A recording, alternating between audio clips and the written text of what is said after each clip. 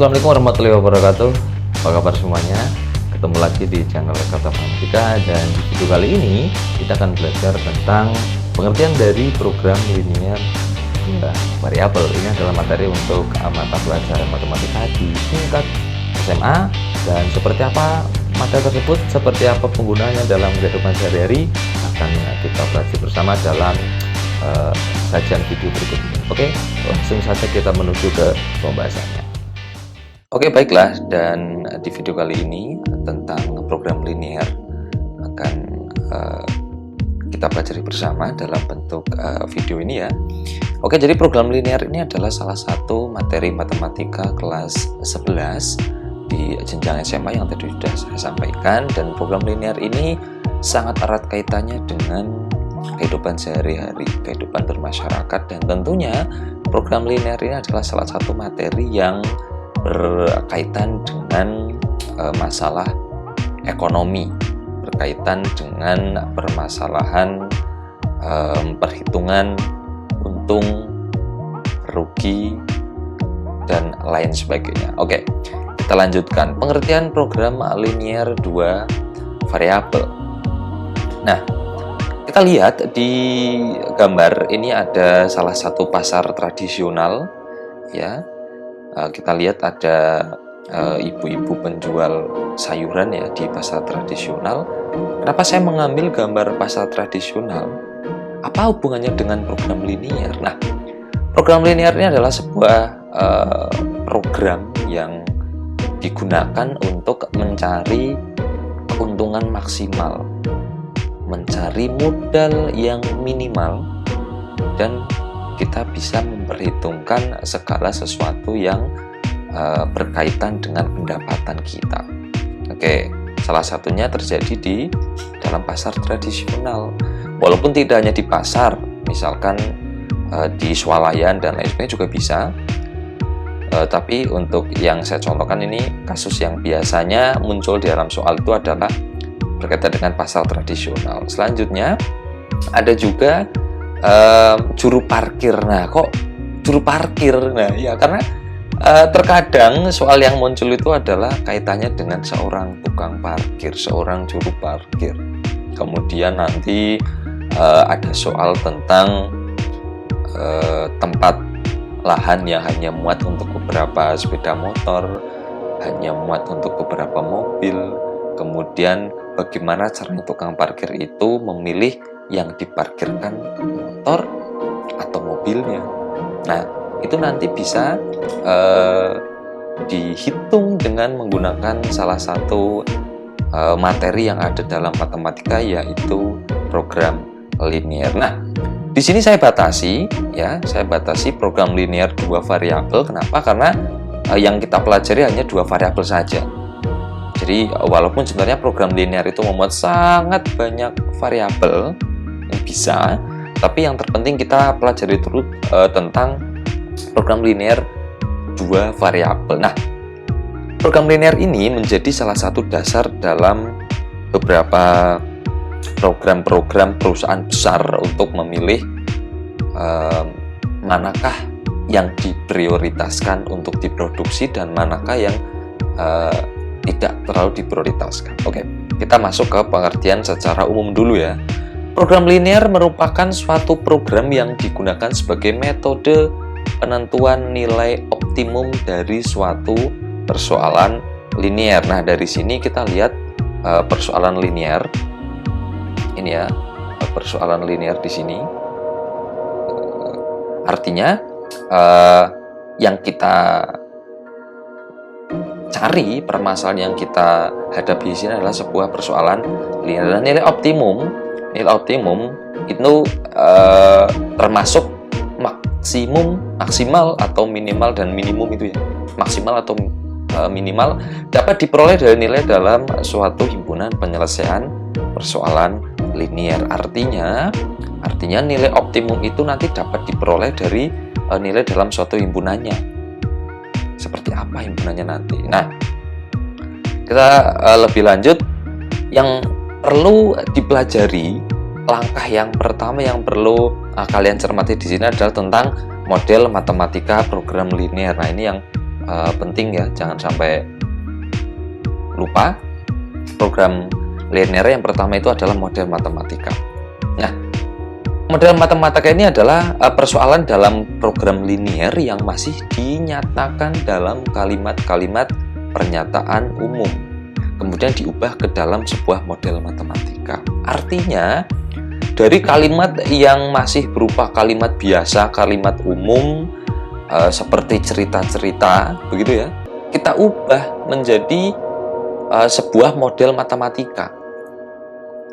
Jadi model matematika adalah pernyataan yang menggunakan peubah dan juga notasi matematika. Artinya ketika kalimat biasa atau kalimat umum itu kita ubah ke dalam model matematika, maka yang tadinya kalimat biasa itu akan kita ganti dengan menggunakan peubah atau simbol variabel dan juga notasi matematika, notasi hitung, dan lain sebagainya, penjumlahan, pengurangan, lebih dari, kurang dari, dan sebagainya. Itu yang akan kita pelajari. Nah, hal-hal yang dipelajari dalam program linear ini, yang pertama membuat model matematika ini secara umum ya. Nanti yang pertama kalian harus bisa membuat yang namanya model matematika. Kemudian menyusun dan membuat grafik fungsi linear. Ini seperti membuat persamaan garis ya. Jadi dalam koordinat kartesius nanti kita menggambar sebuah garis, grafiknya kita gambar dan kita susun. Selanjutnya menentukan daerah penyelesaian.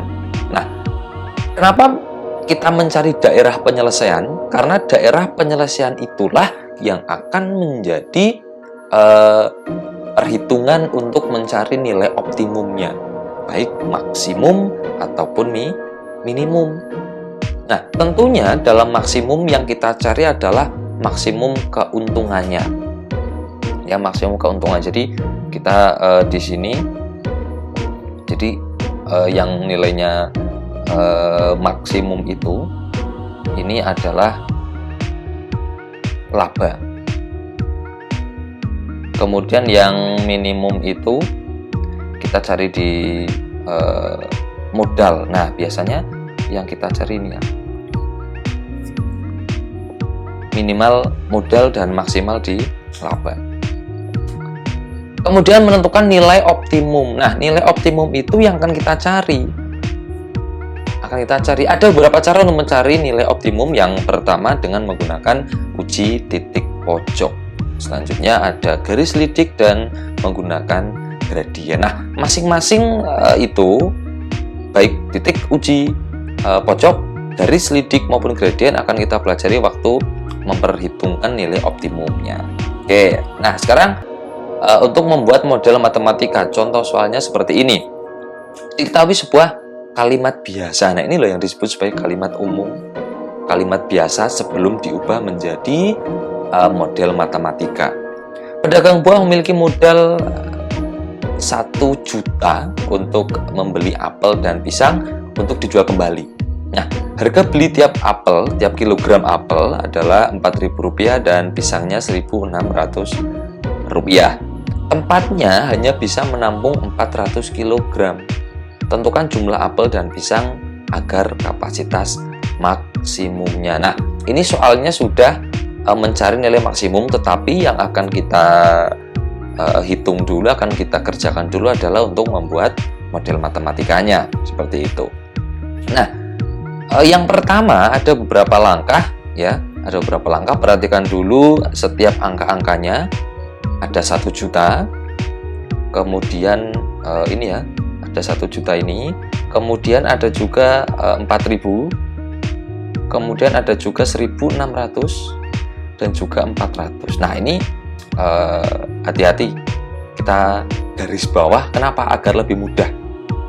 Oke, kita masuk ke penyelesaiannya. Penyelesaian seperti apa? Yang pertama, misalkan variabel tersebut, sebuah apel, maaf di sini 1 kilogram, berarti kilogram apelnya itu kita misalnya dengan X dan pisangnya Y. Apakah harus X dan Y? Tidak. Boleh A, boleh B.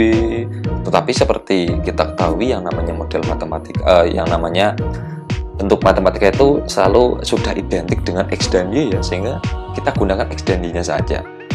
Selanjutnya, nah ini. Kenapa bisa 4000 X ditambah 1600Y kurang dari 1 juta? Nah ini, pedagang buah itu memiliki modal 1 juta. Artinya ketika dia menggunakan uang di bawah 1 juta itu masih bisa, tetapi tidak akan bisa menggunakan uang lebih dari 1 juta, sehingga tandanya di sini adalah kurang dari atau sama dengan ini. Artinya ketika yang digunakan hanya 100.000 atau 500.000 masih bisa karena modalnya 1 juta, tapi tidak mungkin bisa lebih dari 1 juta. Kenapa? Karena modalnya memang terbatas. Nah, selanjutnya untuk membeli apel 1 kilonya itu 4.000, sehingga kita tulis persamaannya menjadi 4.000 X ditambah 1.600Y. Kenapa? Karena pisangnya itu 1 kilonya seharga 1.600 dan tidak boleh melebihi uangnya yang dipunyai, yaitu 1 juta. Nah, dari sini kita bisa tahu ya, bisa kita sederhanakan menjadi 5X tambah 2Y kurang dari atau sama dengan 1.250. Jadi di sini kita bagi dengan 800 ya, bagi dengan 800. Nah, ketika sudah dibagi dengan 800, kita ketemu 5X tambah 2Y kurang dari 1.250. Itu untuk yang modal 1 juta, kemudian harga apelnya 4.000 dan juga pisangnya 1.600. Nah, selanjutnya kita tahu X tambah Y kurang dari 400 dari mana? Dari sini ya. Kenapa? Karena tempatnya hanya bisa menampung 400 kg buah. Berarti jumlah apel dan jumlah pisang dalam satuan kilogram ini tidak boleh lebih dari 400, hanya bisa 400. Kalau kurang dari boleh, tapi tidak bisa lebih dari 400 kg, karena di sini sudah jelas tempatnya hanya bisa menampung 400 kg buah. Nah, selanjutnya kita tambahkan syaratnya adalah X-nya tidak lebih X-nya lebih dari atau sama dengan 0, Y-nya juga lebih dari atau sama dengan 0. Ini menunjukkan bahwa barang-barangnya itu tidak 0 ya, tidak 0. Jadi ada nilainya, boleh 0 tapi tidak boleh negatif, maaf ya. Jadi 0 bisa, artinya misalkan pengen membeli semuanya pisang boleh, pengen membeli semuanya apel juga boleh, tetapi tidak bisa untuk membeli negatif. Nah, ini ada syarat khususnya, ini ada negatifnya. Nah, itu tadi ya, berarti model matematikanya ada tiga. Yang pertama ini adalah 5X ditambah 2Y kurang dari 1.250. Kemudian X tambah Y kurang dari atau sama dengan 400. Yang ketiga, X lebih dari atau sama dengan 0. Dan keempat, Y lebih dari atau sama dengan 0. Nah, ini ada 4 model matematika yang kita ubah dari kalimat biasa di sini, gitu ya. Artinya untuk langkah pertama membuat model matematikanya sudah berhasil, sudah bisa. Nah, selanjutnya ada latihan soal. Nah, yang pertama, luas daerah parkir 1.760 meter persegi. Luas rata-rata untuk mobil kecil 4 meter persegi dan mobil besar 20 meter persegi. Itulah kenapa tadi di awal saya sampaikan, saya tampilkan gambar juru parkir ya, karena biasanya muncul di dalam soal. Nah, selanjutnya daya tampung maksimum hanya 200 kendaraan. Biaya parkir mobil kecil 1.000 per jam dan mobil besar 2.000 per jam. Jika dalam 1 jam terisi penuh dan tidak ada kendaraan berdatang, maka tentukan model matematikanya. Ini kita masih belum menghitung fungsi maksimumnya atau nilai optimumnya, tapi kita baru menulis model matematika dari kalimat umumnya. Kita ubah dulu menjadi model matematika. Oke, itu nomor 1. Nah, nomor 2. Seorang pedagang gorengan menjual pisang goreng dan bakwan. Ini jelas 2 variabel ya.